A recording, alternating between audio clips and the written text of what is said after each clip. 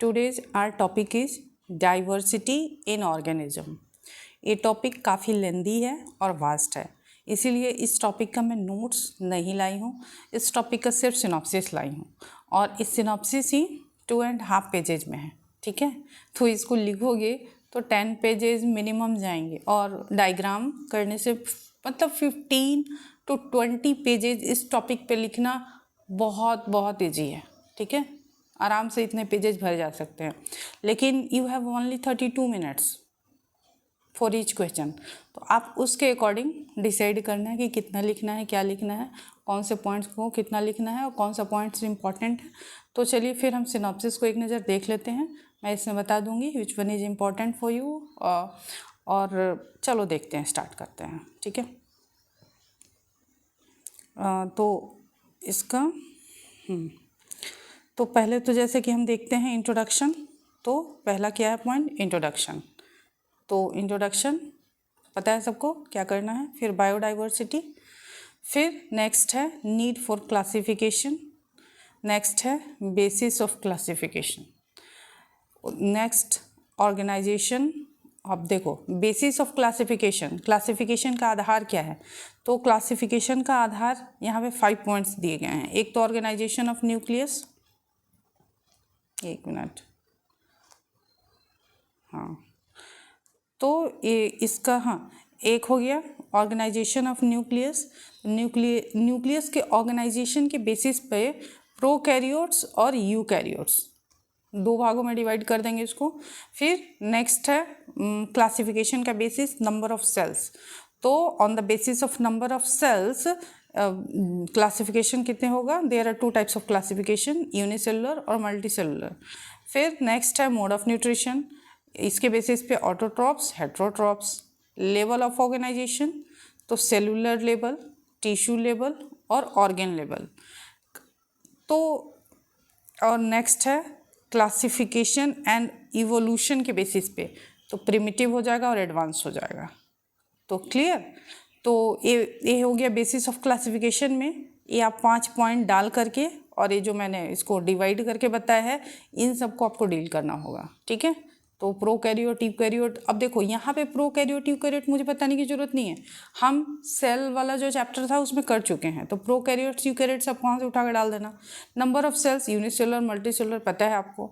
Mode of nutrition autotrophs heterotrophs ये भी पता है। Level of organisation cellular, tissue, organ level. Cellular level का एग्जाम्पल पुट करना, टिश्यू लेवल पे कौन कौन से आते हैं, और ऑर्गन लेवल पे एक्चुअली इसमें क्या है, वो जो classification Monera, protista, fungi, Plantae animal है ना, उसी के एग्जांपल इसमें डालना है। सेलुलर लेवल में आप मोनेरा डाल देना, उसके बाद प्रोटिस्टा, फिर फंजाई, प्लांटी, एनिमेलिया, ये सब क्या ऑर्गन लेवल का है।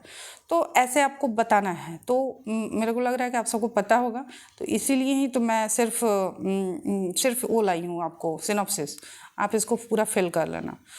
और फिर नेक्स्ट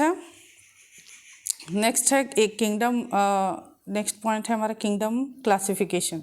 तो किंगडम क्लासिफिकेशन के बेसिस पे 2 kingdom classification, 3 kingdom classification, 4 kingdom, 5 kingdom, 6 kingdom.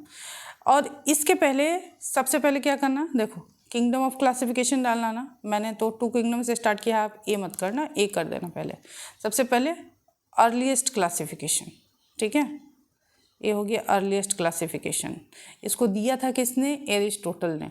और एरिस्टोटल ने जो अर्लीस्ट क्लासिफिकेशन किया था तो प्लांट्स और एनिमल्स में डिवाइड कर दिया था।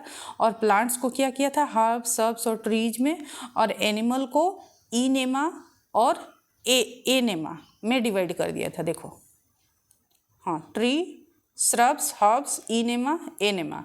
तो ईनेमा मतलब जिसमें रेड ब्लड सेल्स नहीं पाया जाता है, एनेमा मतलब रेड ब्लड सेल्स वाले, नहीं सॉरी उल्टा मैंने बोल दिया। एनेमा मतलब रेड ब्लड सेल्स एब्सेंट होता है और ईनेमा में रेड ब्लड सेल्स। तो ये हो गया अर्लीस्ट क्लासिफिकेशन। अब किंगडम क्लासिफिकेशन में पहले उसको डालने के बाद फिर आ जाएगा 2 किंगडम क्लासिफिकेशन। तो उसमें एरिस्टोटल ने दिया था, यहाँ पे किसने दिया है 2 किंगडम क्लासिफिकेशन, लीनियस ने दिया है।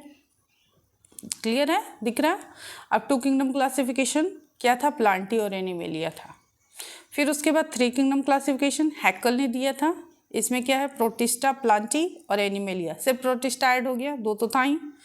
फिर 4 किंगडम क्लासिफिकेशन कोपरलैंड ने दिया था, इस साइंटिस्ट का नाम जरूर डालना। फिर इसमें देखो प्लांटी, एनिमेलिया, प्रोटिस्टा तो था ही, इसमें मोनेरा ऐड हो गया। अब उसके बाद हाँ 5 किंगडम क्लासिफिकेशन, तो इसको किसने दिया था, विटाकर ने दिया था। ये विटाकर ने 5 किंगडम क्लासिफिकेशन। अब इसमें मोनेरा, प्रोटिस्टा, प्लांटी, एनिमेलिया तो यहाँ था ही, यहाँ पे क्या ऐड हो गया है, ये फंजाई ऐड हो गया, ठीक है। और ये जो है ना, ये Monera, protista, fungi, Plantae, animalia का आर.एच. विटेकर का 5 किंगडम क्लासिफिकेशन, ये बहुत इंपॉर्टेंट है, ठीक है। और एक्सेप्टेड भी है, वर्ल्ड वाइड एक्सेप्टेड क्लासिफिकेशन है। अब देखो नेक्स्ट 6 किंगडम क्लासिफिकेशन, एक कॉर्लूज ने दिया था, कॉर्लूज ने। इसमें आपको देखो कैसे याद यहाँ से तो समझ में आया ना, प्लांटी, एनिमेलिया में प्रोटिस्टा डाल दिए, फिर मोनेरा डाल दिए, फिर फंजाई डाल दिए। तो इस तरीके से एक एक याद करना है, बन गया हमारा किंगडम क्लासिफिकेशन। अब 6 किंगडम क्लासिफिकेशन में ये 5 तो होंगे ही होंगे, 5 नहीं तो देखो ये मैं बता रही हूँ, 1 मिनट, ये देखो 4 तो होंगे ही होंगे, प्रोटिस्टा, फंजाई, प्लांटी, एनिमेलिया। ये मोनेरा को ना 2 ग्रुप में बांट दिया गया, आर्की बैक्टीरिया, यू बैक्टीरिया, जो हम मोनेरा के अंदर में पढ़ते हैं ना, तो यहाँ पे मोनेरा नहीं बता करके आर्की और यू बैक्टीरिया को अलग अलग बता करके और ये चारों के साथ ऐड करके 6 किंगडम क्लासिफिकेशन कर दिया गया है। तो ईजी है ना डालना। तो ये हो गया, कार्लूज ने दिया था, बस हो गया, ये हो गया। अब नेक्स्ट देखते हैं।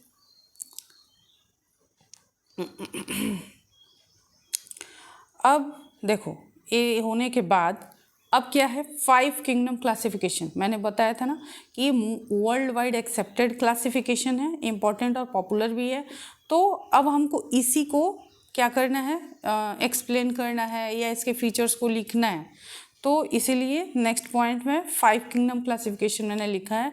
बाकी आपको 2, 3, 4 वैसा कुछ नहीं करना है, ठीक है। तो 5 किंगडम क्लासिफिकेशन में क्या करोगे, मोनेरा, 5 किंगडम में मोनेरा था, आर्की, यू तो 6 में आया था डिवाइड होकर के। तो यहाँ पे तो मोनेरा ही क्लास है, 1 मिनट, इसमें तो मोनेरा ही, इसमें ओह शिट, इसमें तो मोनेरा ही क्लास है। तो इसमें आपको आर्की बैक्टीरिया को बताना है, यू बैक्टीरिया को बताना है, ठीक है। तो आर्की बैक्टीरिया का एग्जाम्पल डाल देना, यू बैक्टीरिया जो कि ट्रू बैक्टीरिया होता है, इसका भी एग्जाम्पल डाल देना। फिर उसके बाद प्रोटिस्टा, प्रोटिस्टा में क्या आ जाएगा, तो प्रोटिस्टा का जो फीचर्स है, इंपॉर्टेंट फीचर्स है, आपको उसको भी डालना है। और उसके बाद इसमें देखो chrysophytes, dinoflagellates, euglenoids, slime moulds and protozoans, ये इसका सब डिवीज़न है, प्रोटिस्टा का डिवीज़न है। तो ये प्रोटिस्टा का डिवीज़न है, तो ये कोई इम्पोर्टेंट नहीं है, ठीक है, ये कोई इम्पोर्टेंट नहीं है, इसको आप छोड़ सकते हो। डिवीज़न अगर याद होता है लिख दिए तो ठीक है, जो बायो बैकग्राउंड वाले होंगे उनको तो याद होगा, उसका एग्जाम्पल भी याद होगा, तो इसको पुट कर सकते हैं। बाकी अदर्स को ये पूरा याद करने की ज़रूरत नहीं है, आप प्रोटिस्टा का सिर्फ फीचर्स डाल देना तो हो जाएगा। फिर उसके बाद फंजाई, फंजाई में क्या करना है, इसमें देखो इसका क्लासिफिकेशन क्या है, division, phycomycetes, ascomycetes, basidiomycetes, deuteromycetes. अब एक कर दोगे तो ठीक है, नहीं करोगे तो सिर्फ और सिर्फ मोनेरा का कैरेक्टरिस्टिक्स, ये दोनों का कंबाइन रूप से यहाँ डालना, प्रोटिस्टा का डालना, फंजाई का डालना। कैसे कैसे डालना है, एक तो सेलुलर लेवल बता देना है कि हाँ ये यूनिसेलुलर है, फिर उसके बाद प्रोकैरियोट्स है, ये क्या है, यूनिसेलुलर है, लेकिन ये यूकैरियोट्स है, प्रोकैरियोट्स नहीं है, ये प्रोकैरियोट्स है, ये यूकैरियोट्स है। और बाकी इधर सब क्या है, मल्टी सेलुलर है, फंजाई, प्लांटी और एनिमेलिया। तो इस तरीके से इस सेलुलर लेवल सबका बता देना, सबका मोड ऑफ, देखो इसको एक्सप्लेन कैसे करना है, सबका क्या करना है, सेलुलर लेवल बताना है, सब के बारे में कौन यूकैरियोट है, प्रोकैरियोट है वो बताना है, मोड ऑफ न्यूट्रिशन बताना है, कौन सा ऑटोट्रॉफ है और कौन सा हेटेरोट्रॉफ है, ये हो गया। फिर उसके बाद हाँ न्यूक्लियर मेम्ब्रेन बता देना, किसमें, जैसे कि प्रोकैरियोट्स है तो प्रोकैरियोट्स में न्यूक्लियर मेम्ब्रेन एब्सेंट होगा, तो इसमें एब्सेंट है, बाकी सब में तो पाया जाएगा। फिर उसके बाद सेल वॉल के बारे में बता देना कि सेल वॉल किस में प्रेजेंट होता है और किस में नहीं होता है, ठीक है। और सेल वॉल प्लांट का, अब एनिमल में तो सेल वॉल नहीं होता है, लेकिन प्लांट का सेल वॉल होता है। तो सेल वॉल किससे बना होता है, जैसे सेलुलोज, हेमीसेलुलोज, पेक्टिन। उसी तरीके से फंजाई में सेलुलोज है कि नहीं है, इसमें है कि नहीं है। बस यही 4-5 पॉइंट को लिख दोगे, एक Monera, protista, fungi, Plantae, Animalia आपका कंप्लीट हो जाएगा। बाकी ये सब डिवीज़न अगर याद है तो अच्छी बात है, नहीं याद है तो कोई भी बात नहीं है, ठीक है। चलो, अब फंजाई हो गया, अब है, अब देखो प्लांटी है। प्लांटी में क्या है, थैलोफाइटा है, ब्रायोफाइटा है, टेरिडोफाइटा है, जिम्नोस्पर्म है, एंजियोस्पर्म है। अब थैलोफाइटा, अब इसमें देखो ए इम्पॉर्टेंट है। यहाँ तक तो मैंने बोल दिया कि ए अलग से बताने की ज़रूरत नहीं है, ए भी अलग से बताने की ज़रूरत नहीं है, ए भी अलग से बताने की ज़रूरत नहीं है। अगर आपको याद नहीं है तो अब इसको रटने की ज़रूरत नहीं है, बिल्कुल ठीक है। अब लेकिन प्लांटी, ए इम्पॉर्टेंट है और एनिमेलिया इम्पॉर्टेंट है, ए दोनों को आपको बताना है। तो देखो, प्लांटी में थैलोफाइटा के बारे में थोड़ा सा बता देना, ब्रायोफाइटा के बारे में, टेरिडोफाइटा, जिम्नोस्पर्म, एंजियोस्पर्म, तो इन सब के बारे में थोड़ा थोड़ा बता देना। फिर मोनोकोटिलिडन्स, डाइकोटिलिडन्स, ये दो लाइन में डिफाइन हो जाएगा। फिर उसके बाद एनिमेलिया में आ जाओ। एनिमेलिया में क्या करना, Porifera, Coelenterata, Ctenophora, Platyhelminthes, Aschelminthes, Annelida, Arthropoda, उसके बाद मोलास्का, इकाइनोडर्मेटा, मोलस्का, इकाइनोडर्मेटा और कोर्डेटा। ये 10 होते हैं एनिमल के फाइलम, ठीक है। और एक Chordata further divided into Urochordata, Vertebrata. अब वर्टिब्रेटा को यहाँ एक्सप्लेन किया गया है जो जो इम्पोर्टेंट है। देखो, इसमें Pisces, amphibians, reptilia, birds, mammals. तो अब क्या इसमें सारा अगर नहीं करते हो, मान लो एनिमल का जो 10 फाइलम है यहाँ तक, कोर्डेटा तक, वो सबको नहीं भी करोगे तो चल जाएगा, लेकिन ये एनिमल का ये सब बताना ज़रूर है। फाइलम के नेम जो हैं उनको बता करके, और वर्टिब्रेटा का ये जो 5 है important pieces, amphibia, reptilia, birds और मैमल्स, इसको आपको बताना है। बस इतना कंप्लीट हो जाएगा, ठीक है। तो है ना, इजी वन। चलिए, ओके, थैंक यू।